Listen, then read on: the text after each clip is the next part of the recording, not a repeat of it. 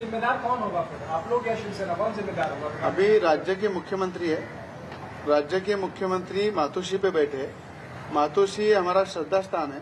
बाला साहब ठाकरे हिंदुत्व का एक हमारे हृदय में है और मुझे लगता है उन्होंने खुद अभी बोलना चाहिए कि शिव सैनिक और वो खुद मिलके आओ, आप सब मिलके और वहां पे जाके हनुमान चालीसा पढ़ो। इसको बोलते हैं मुख्यमंत्री का फर्ज। अगर मुख्यमंत्री ने हिंदुत्व पूरा छोड़ दिया है और हिंदुत्व को सिर्फ वोटिंग के लिए, वोट मांगने के लिए ऐसे इस्तेमाल करना है तो बात अलग है। आने वाले टाइम में हिंदू भी उनको बताएगा कि वोटिंग के टाइम पे हमारा यूज नहीं, हनुमान चालीसा के टाइम पे हमारा यूज होना चाहिए। कानून व्यवस्था कल खराब होती है तो जिम्मेदार शिव सैनिक होंगे और मुख्यमंत्री होंगे। हम शांति के मार्ग पे आए हैं और हमने तो अपने लोगों को आह्वान किया है कि जहाँ पर आपके माध्यम से मैं आह्वान फिर करना चाहूंगी, जहाँ पर भी हमारे कार्यकर्ता और राम भक्त हैं और हनुमान संकट मोचन जी के भक्त हैं, जो भी आने की तैयारी कर रहे हैं और जो मुंबई से भी जितने भी भक्त आने की तैयारी में थे, उनको मैं यही आह्वान करूंगी कि मुंबई की सुव्यवस्था बिगड़नी नहीं चाहिए। जहाँ पर है वहाँ पर ही आप थमिए। हम दोनों पर ये बात जरूर है कि हम दोनों जाएंगे और शांति के मार्ग पे हनुमान चालीसा का पाठन हम जरूर करेंगे। अगर हिंसा और कुछ होता है तो इसकी पूरी जिम्मेदारी मुख्यमंत्री और मुख्यमंत्री के आदेश पे चलने वाले शिव सैनिकों की होगी। ये हनुमान चालीसा पढ़ना और मुख्यमंत्री मतलब महाराष्ट्र की 7.5 गोल करने की जो बात कर रहे हैं, सेना का कहना है कि ये एक महज पब्लिसिटी स्टंट है, आप पब्लिसिटी करने के लिए इस तरह की बातें कर रहे हैं, तो इस पर आपका क्या? हनुमान चालीसा का इतना विरोध क्यों कर रहे हैं? पहली बात, पहली क्वेश्चन, अगर पब्लिसिटी है तो महाराष्ट्र की जो परिस्थिति आज है, आज पूरे हिंदुस्तान में महाराष्ट्र राज्य में 2-2.5 साल से मेरे को लगता नहीं कोई भी राज्य में महाराष्ट्र का मुख्यमंत्री या राज्य का दूसरा मुख्यमंत्री अपने मंत्रालय गया नहीं, कोई राज्य के कोई जिले में गया नहीं, किसी तरह का डेवलपमेंट करता नहीं है, किसी एमएलए एमपी मिनिस्टर को मिलता नहीं है। अगर ऐसी परिस्थिति और मुख्यमंत्री की है तो उस विघ्न से बाहर निकलने के लिए पूरे शिव सैनिकों ने मातोश्री पे बाला साहब के विचारों को जागरूक करने के लिए हनुमान चालीसा पढ़ना चाहिए और मुझे लगता है ये महाराष्ट्र की आज जरूरत है। अगर इस संकट से मुक्त होना है तो हनुमान चालीसा पढ़ना जरूरी आहे। अपक्ष म्हणून निवडून आलात पण राष्ट्रवादीचा पाठिंबा होता, आता महाविकास आघाडीवर मला असं वाटते की शिवसेना भाजपची युती होती आणि भाजपच्या भरोशावर शिवसेना निवडून आली आणि महाविकास आघाडीच्या भरोशावर ते मुख्यमंत्री झाले आणि शिवसेनेला पूर्ण चॉकलेट दिलं त्यांनी आणि अशा प्रकारचा खंजीर खुपसून भाजपच्या पार्टीमध्ये खंजीर खुपसून शिवसेनेनी मोठा घात केलेला आहे। राष्ट्रवादी विरोधात बेईमानी नाही का? कशी बेईमानी? अपक्ष आहे आम्ही, तर राणा दाम्पत्याची प्रतिक्रिया आपण बघतच आहोत, परंतु आता यावरती शिवसेनेची नेमकी काय प्रतिक्रिया आहे जाणून घेण्यासाठी जाऊया थेट मातोश्रीच्या परिसरामध्ये। अभिषेक, आणि बाईंना व्हाय सिक्युरिटी तर दिलीच आहे, पण आता देशातल्या लोकांना पण कळू दे, महाराष्ट्राच्या लोकांना कळू दे, अपक्ष खासदार बाई पण दिल्लीत मात्र बंगला मिळवला, दिल्लीत मात्र आपलं, कारण असं जेव्हा ती बेसलेस बोलत राहील तर तिला अशा अजून 4 बंगले मिळतील, Z+ सिक्युरिटी मिळेल, हे सगळं स्वतःच्या फायद्यासाठी चाललंय। हनुमान चालीसेचं नाव घ्यायचं आणि बाहेरून त्याच्या मागे भेसूर चेहरा आहे ज्याच्यामध्ये मुंबई आणि महाराष्ट्र तोडायचं आहे, महाराष्ट्रामध्ये राष्ट्रपती राजवट आणायची आहे, महाराष्ट्र राष्ट्रपती राजवट आल्यानंतर मुंबईला केंद्रशासित करण्याचे जे षडयंत्र आहे त्यातला हा पहिला पूर्व भाग आहे। हे भोंगे सोंगे ढोंगे नांगे हे असेच आता येणार, त्यामुळे महाराष्ट्रामध्ये आणि मुंबईत शिवसैनिक हा जागता राहू आहे, तो कायम जागता असतो। त्यामुळे तुम्ही समाजामध्ये धार्मिक सामाजिक तेढ निर्माण करताय, मुंबईला अस्थिर करताय, पोलिसांचं काम पोलिसांना करायला मिळत नाही आहे, त्यांना फालतू कामामध्ये गुंतवून ठेवतायत आणि स्वतःच्या पोळ्या वेगळ्या बाजूनी भासतायत। आज दिल्लीमध्ये बाईंना बंगला दिला गेला, मोठी कोठी आहे म्हणे, कशासाठी? काय योगदान देशाला, काय असं काम केलं महाराष्ट्रात? या बाईंना व्हाय सिक्युरिटी दिली म्हणजे लोकांच्या पैशाचा कसा वाटोळा होत आहे ते केंद्रापासून इथपर्यंत कळतंय। त्यामुळे मला वाटतं बाई तुला जे काही मिळालं त्याचा उपभोग घे, पण फालतू आमच्या मातोश्रीवर येऊन सैनिकांची माती भडकवून दंगल सदृश्य परिस्थिती निर्माण करायचा आणि हनुमान चालीसेचा चेहरा दाखवून तुमचा भेसूर चेहरा आता लोकांना कळतोय। ते म्हणतात की पण खरे जर बाळासाहेबांचे सैनिक असते शिवसैनिक तर ते आमच्या सोबत आले असते हनुमान चालीसा बोलायला। एक तर ना बाळासाहेबांचं नाव घ्यायची यांची लायकीच नाही, लायकीच नाही। बाळासाहेबांचा आणि तुझा संबंध काय? तू तर अपक्ष, तुझं राजकारण अपक्ष म्हणून चाललं, तुमचा संबंध काय आमच्याशी? आणि हनुमान हां, आणि त्यावेळेला आल्या नाहीत.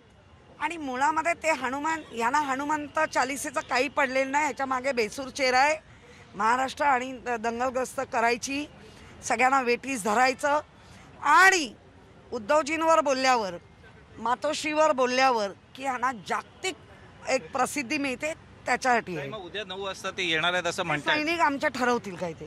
तर किशोरी पेडणेकर ज्या सांगतायत की शिवसैनिक तयार आहेत, आजही तयार होते, उद्याही तयार राहतील. कुणीही केवळ प्रसिद्धीसाठी शिवसेना प्रमुखांवर किंवा शिवसेनेला तर सध्या वरुण सरदेसाई बोलतायत. राणा दाम्पत्य म्हणा किंवा भाजपाने करू नये. आज पुनश्च एकदा सांगतो, भारतीय जनता पक्षाचे नेते राणांना शिखंडीसारखा वापर करून शिवसेनेवर बाण सोडण्याचा प्रयत्न करतायत.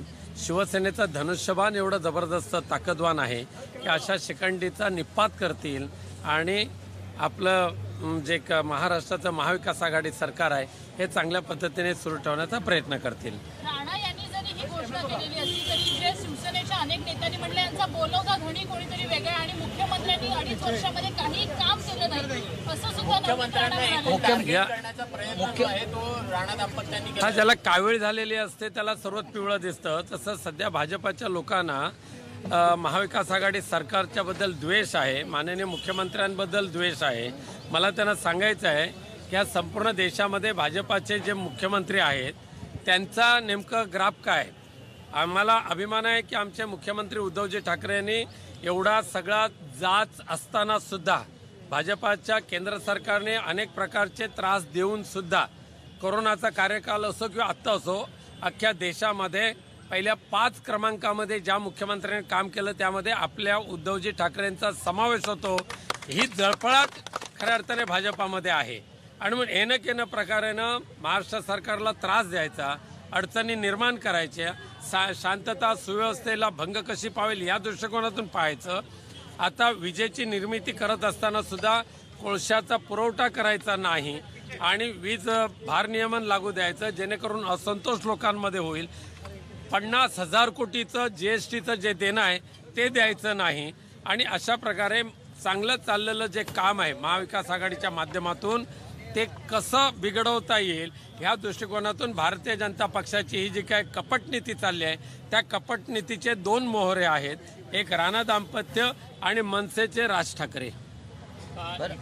विकास कामावर पण बोललेले आहेत. विदर्भामध्ये अनेक विकास कामं हे प्रलंबित आहे आणि त्याला मुख्यमंत्र्यांना त्यांनी जबाबदार मुख्यमंत्र्यांना जबाबदार धरण्या अगोदर स्वतः ज्या पक्षाची तुम्ही तळी उचलताय त्या पक्षाच्या केंद्र सरकारने महाराष्ट्राला काय दिले हे पण सांगण्याची जबाबदारी आहे.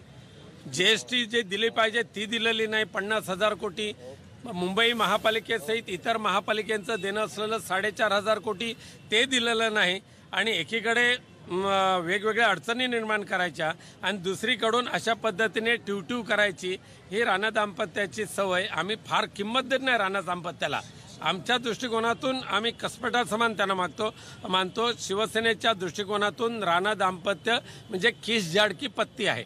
आम्हाला अजिबात त्यांची किंमत नाही. परंतु त्यांचे बोलविते जे धनी आहेत भारतीय जनता पक्ष यानं मात्र आम्हाला धडा या मुंबई महापालिकेच्या निवडणुकीमध्ये महाराष्ट्रातल्या निवडणुकीमध्ये शिकवावाच लागेल आणि त्या अनुषंगाने आम्ही आता रणांगणात उतरलेलो आहोत. आता शिवसेनेची भूमिका काय असेल?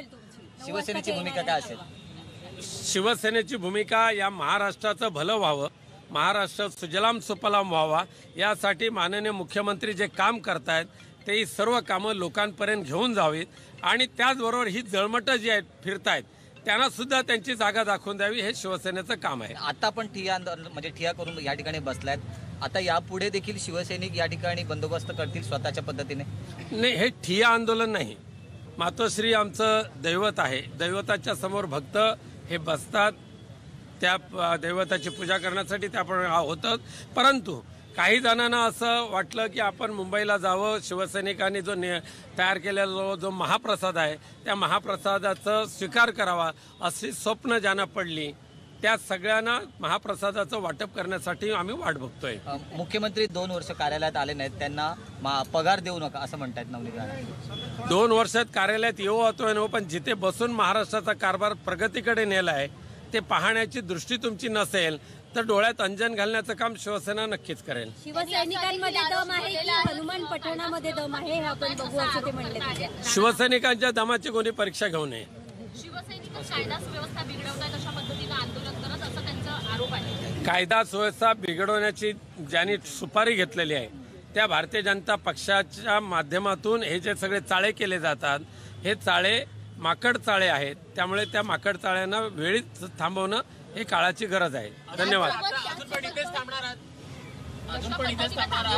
बघू पुढची शिवसैनिक वेळेला घाबरत नाही, म्हणजे त्यांच्यासाठी काही टाइम लिमिट्स नाही. शिवसैनिक हा पूर्ण कायमस्वरूपी समाजसेवेला वाहून गेलेला शिवसैनिक आहे. त्यामुळे त्याला काही वेळ काळेचं बंधन तर नसतं, परंतु ज्यांना कोणाला आव्हान देण्याची दुर्बुद्धी सुचली असेल तर त्याचा मुकाबला करणे शिवसैनिकाचं कर्तव्य आहे. मात्र मोदीजी यांचे फोटो दाखवून शिवसेनेचे आमदार खासदार पदाधिकारी आरोप अजित पवार साहेबांच्या मेहरबानीवर ज्यांनी आपली पोळी भाजून घेतली त्यांनी हे शहाणपणा शिवसेनेला शिकवू नये. तर उद्या सकाळी 9 वाजता राणा दाम्पत्य हे मातोश्रीच्या समोर जाऊन हनुमान चालिसेचं पठण करणार आहेत. तर दुसरीकडे शिवसैनिक सुद्धा आता आक्रमक झालेले आहे. उद्या नेमकं काय घडतं ते पाहावं लागेल. एक छोटासा ब्रेक पाहत रहा एबीपी माझा.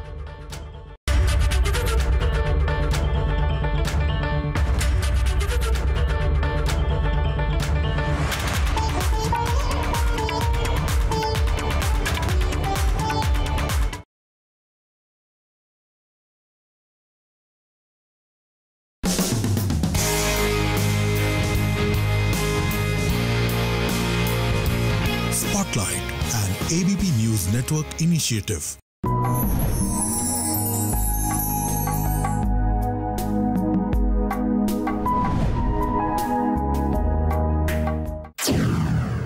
वर्ष 2000 पासून सृष्टीकडून मिळालेल्या दिव्य ज्ञानाच्या माध्यमातून या विश्वात किंवा ब्रह्मांडात असलेल्या एका अगोचर शक्तीला जाणले आहे, ज्याला आम्ही विश्वशक्ती म्हणतो. ही विश्वऊर्जा ब्रह्मांडात सर्वत्र आमच्या चोहीकडे स्थित आहे, पण ही अदृश्य असते.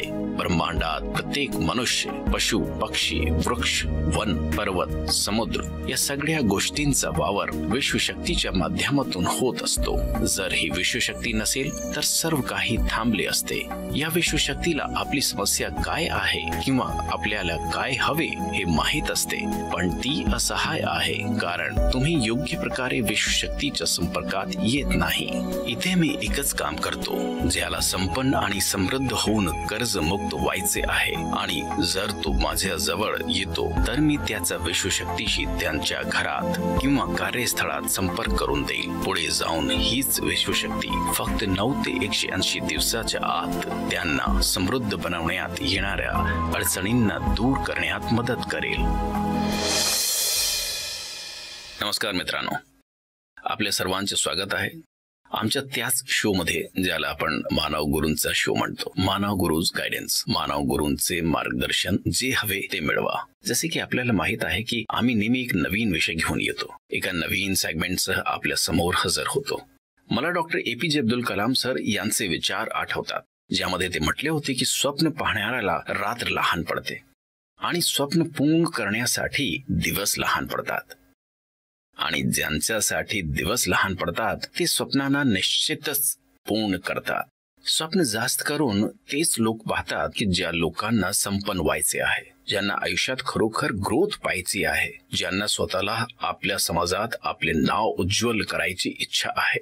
पण सगळ्यासाठी हे कुठे पॉसिबल होते, कुठे संभव होऊ शकते? थोड्या समस्या येतात, आणि थोड्या नाही, खूप साऱ्या समस्या येतात. त्या समस्यांचे समाधान मिळवण्यासाठी आम्ही नेहमी आमच्या सोबत घेऊन येतो अशा व्यक्तिमत्वाला, जे गेल्या 21 वर्षांपासून या सर्व समस्यांचे समाधान देत आहेत. मानव गुरु श्री चंद्रशेखर गुरुजी. गुरुजी नमस्कार. नमस्कार गुरुजी. आज पुन्हा एकदा इम्पॉर्टंट सर्वच सब्जेक्ट्स विषयी आपण बोलायचे म्हटले तर गुरुजी सर्वच सेगमेंट्स इम्पॉर्टंट आहे. जगात जेव्हा माणूस येतो तर तो जोडलेलाच असतो, जन्मापासून तर त्याच्या शेवटचा श्वासापर्यंत. तो त्यामध्ये जी अहम भूमिका निभावतो ते आहे त्याला संपन्न बनवायचे, त्याला समृद्ध बनवायचे. काही लोक खूप मेहनत करतात, पैसा वाचवतातही. काही लोक कमावतातही जास्त, पण त्यांना पैसा वाचवता येत नाही. असे का? बघा, मी तर 21 वर्षांपासून हे सगळं बघतोय. जेव्हा मी लोकांच्या भलाईच्या कामासाठी 21 वर्षापासून उतरलोय, आणि स्पेशली फायनान्समध्ये, की कसे कसे प्रॉब्लेम्स येतात हे तुम्हाला सांगतो. काही माणसं खूप सारा पैसा कमावतात, पण त्यांच्या हातात काहीच शिल्लक राहत नाही. तो पैसा कुठे जातो, कुठे खर्च होतो हे काही कळतच नाही. आणि दुसरी गोष्ट अशी आहे की ज्यांनी कुणाला तरी पैसा दिला आहे त्यावर त्यांना काही व्याज मिळणार असेल म्हणून त्यांनी ते दिलेले असतात. पण होतं काय, तो पैसा येतच नाही. इंटरेस्ट तर नाहीच मिळत, पण जे पैसे दिले असतात ते पण नाही येत. आणि जर कर्ज घेतलं असेल ते पण परत फेडणे त्यांना शक्य होत नाही, किंवा ते बँकरप्टही होऊ शकतात. आणि काही वेळा काय होतं, यात इन्व्हेस्ट करा, त्यात इन्व्हेस्ट करा, एखाद्या गोष्टीत इन्व्हेस्ट केलं तर चांगले रिटर्न्स येतील या हिशोबाने लोक इन्व्हेस्ट करतात, पण तिथे त्यांना रिटर्न्स भेटत नाही. अशा अनेक प्रकारच्या फायनान्समध्ये खूप लोकांना प्रॉब्लेम्स येतात. तर या प्रॉब्लेम मधून बाहेर पडण्यासाठी आपण जो कॉन्सेप्ट बनवला आहे, सेल्फ अबेंडन्स इन वेल्थ, माझी इच्छा आहे की त्याबद्दल थोडीशी माहिती द्यावी. आज आमचे जे दर्शक आमच्या सोबत जोडलेले आहे, स्पेशली या सेगमेंटसाठी, ते जाणून घेऊ शकतात. बघा, मला 21 वर्षांपासून जे दिव्य ज्ञान मिळालं आहे त्यात फायनान्सचे जे प्रॉब्लेम्स आहेत आणि लोक वेल्थच्या बाबतीत जो विचार करतात त्यांच्यासाठी हा एक कॉन्सेप्ट आहे. त्याचं नाव आहे सेल्फ अबंडन्स इन वेल्थ, आणि मराठीत ज्याचा अर्थ होतो स्वयं समृद्धी संपत्ती. करेक्ट? स्वतःला पैसा कमवायचा आहे. पण आत्तापर्यंत मी जे प्रॉब्लेम्स सांगितले त्यात हे प्रॉब्लेम्स तर येणारच. किती पैसे कमावले पण ते टिकणारच नसतील तर काय अर्थ आहे? तर आपल्याला हे बघायचं आहे की नेमकं काय घडत आहे, असं का होत आहे. पैसा येतोय आणि मग पैसा जातोय, आणि जर कोणाला दिलाय तर परत येत का नाहीये, आणि बँकरप्ट का होतोय, EMI का नाही भरू शकत. त्याचं एकच कारण आहे, जेव्हा व्यक्ती वैश्विक ऊर्जेच्या संपर्कात नसते. जेव्हा वैश्विक ऊर्जेच्या संपर्कात नसाल तर मी जे काही सांगितलं आहे त्या गोष्टी होतात. यासाठी एक वैश्विक ऊर्जेचा संपर्क करून देण्याचं जे माझं दिव्य ज्ञान आहे ते तुम्हाला वैश्विक ऊर्जेशी संपर्क साधून देईल. एकदा त्यांचा संपर्क करून दिला त्यांच्याच घरात, खूप सरळ पद्धतीने आम्ही संपर्क साधून देतो. 9 ते 180 दिवसांच्या आत इतका तर बदल त्यांना नक्की दिसून येईल. जो पैसा कमावला आणि वाचत नव्हता तो पहिल्या महिन्यापासून वाचायला सुरुवात होईल. आणि इतकेच नव्हे, ज्याने कोणी कोणाला पैसे दिले आहेत ते स्वतः पैसे परत आणून देईल. आणि जर एखाद वेळेस त्याची कॅपॅसिटी नसेल तर दुसऱ्या मार्गाने अन्य इन्कम त्याला मिळेल. म्हणजे सोर्स दुसरे उभे राहतील पण पैसे येत राहील. का? ज्याने पैसे घेतले आहेत त्याच्याकडे पैसेच नाहीयेत तर तो पैसे कुठून देणार सांगा. पण वैश्विक ऊर्जा अशा प्रकारे याला सेट करेल म्हणजे अन्य सोर्स आहेत ना, तिकडून त्याला मिळतील. आणि इतकंच नाहीये, ज्यांनी लोन घेतलं आहे ते रिपेमेंट करायला सुरू करतील. आणि जेव्हा इन्व्हेस्ट करायचं असेल ना, विचार करून, म्हणजे वैश्विक ऊर्जा त्याला सल्ला देईल की इथे इन्व्हेस्ट केलं तर तुम्हाला रिटर्न्स मिळतील आणि तिथे नाही मिळणार. या हिशोबानेच तो पुढे इन्व्हेस्ट करणार.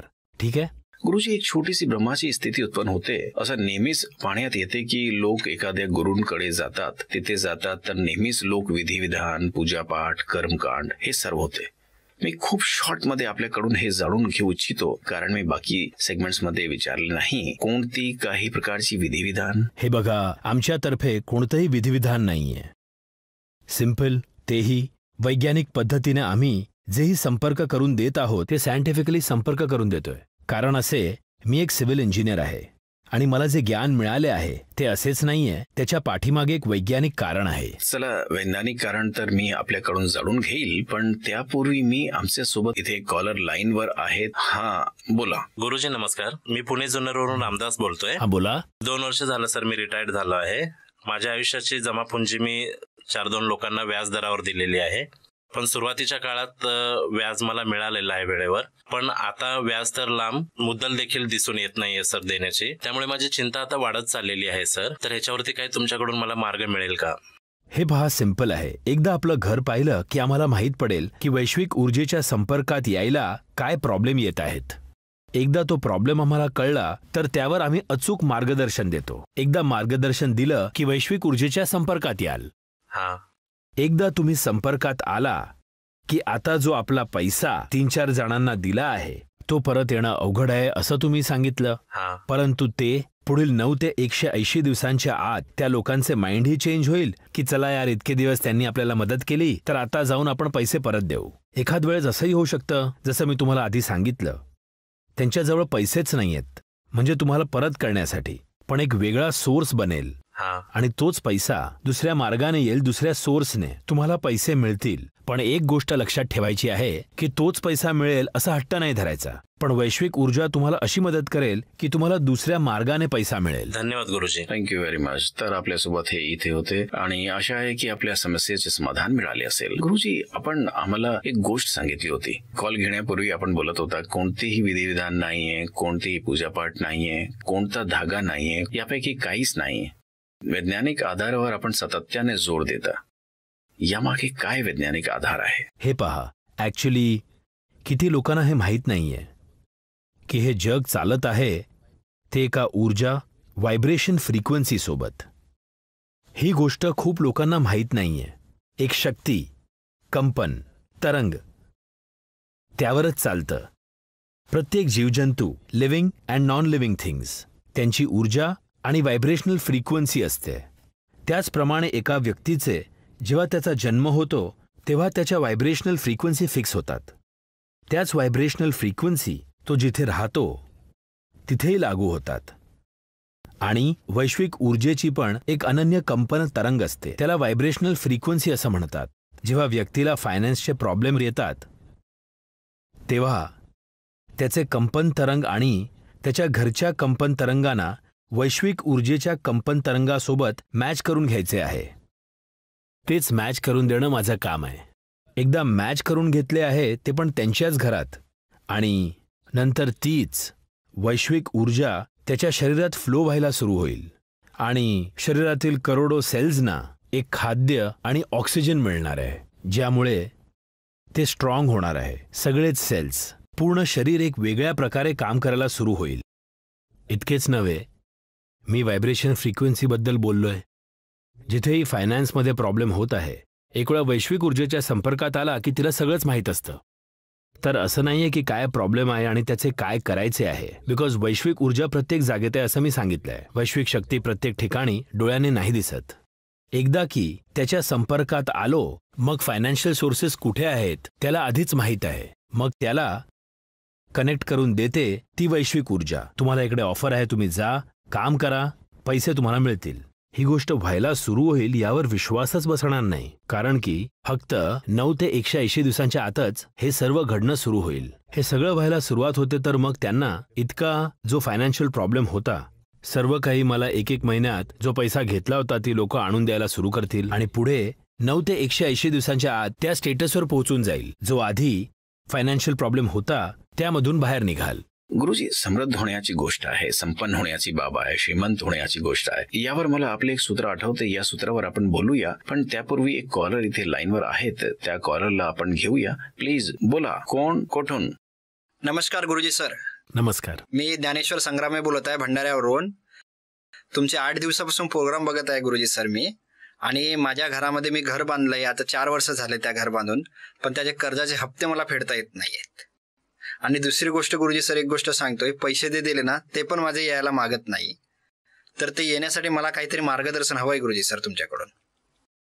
हे बघा, आपण जी काही समस्या सांगितली आहे, जे काही लोन घेतले आहे आणि ते फेडू शकत नाहीये, याचे कारण म्हणजे मी खूप साध्या पद्धतीने तुम्हाला सांगतोय. इतके फिरून फिरून सांगायची गरज नाहीये मला. जे पण तुम्ही घर बांधले आहे ते वैश्विक ऊर्जेच्या संपर्कात नाहीये, किंवा तुम्ही आणि हे जे तुमचे घर आहे वैश्विक ऊर्जेसोबत योग्य प्रकारे संपर्कात नसल्याने या गोष्टी घडत आहेत. त्यामुळे आपण काही या बाबतीत चिंता करण्याची गरजच नाहीये. आपल्याला हवे आहेत 9 ते 180 दिवस. हे 9 ते 180 दिवसांच्या आत पहिले आपल्याला आपल्या घराचा नकाशा बनवून वैश्विक ऊर्जेच्या संपर्कात येण्यासाठी काय अडथळे येत आहेत याबाबत तुम्हाला सजेशन देण्यात येतील. त्या हिशोबाने आपण केले तर पुढील 1-1 महिन्यात आपल्याला माहीत पडत जाईल आणि मॅक्झिमम वेळ 9 ते 180 दिवसांच्या आत आपली फायनान्सची जी परिस्थिती आता आहे त्यातून 100% बाहेर याल. धन्यवाद गुरुजी सर. हे होते आमच्यासोबत. आणखी कॉलर लाईनवर होते आमच्यासोबत इथे, आणि आशा आहे की आपल्या समस्येचे समाधान मिळाले असेल. पण आपल्याला मानव गुरूंजवळ यावे लागेल, संपर्क करावा लागेल, आमच्या संस्थेत आपल्याला रजिस्ट्रेशन करावं लागेल. त्यानंतर बाकी डिटेल्स आहे ते आपल्याला मिळत जातील. गुरुजी, आपण इतक्या कॉन्फिडेंटली बोलता, इतक्या आत्मविश्वासाने बोलता, कधी कधी असे वाटते की पूर्ण मजबूतीने बोलत आहात की नाही मिळणार आहे. आपण या तर खरे 9 ते 180 दिवसात देतात, यामागे काय ताकद आहे? एखाद्या उदाहरणाद्वारे आपण सांगा. एक सिंपल उदाहरण द्यायचं असेल तर, आता एक मोबाईल आहे, त्यात सिम टाकले नाहीये तर मोबाईल काहीच कामाचा नाही, फक्त एक शोपीस आहे. जेव्हा आपण सिम टाकू तर ऑटोमॅटिक तो नेटवर्कच्या संपर्कात येईल. करेक्ट? अगदी तसंच वेगवेगळे लोक घेतील. जो संपर्कात येईल त्याच्याशीच बोलू शकतो, ज्याच्याशी संपर्क होऊ शकत नाही त्याच्याशी बोलता येणार नाही. असेच हे एक नेटवर्क आहे, आणि मेन नेटवर्क वैश्विक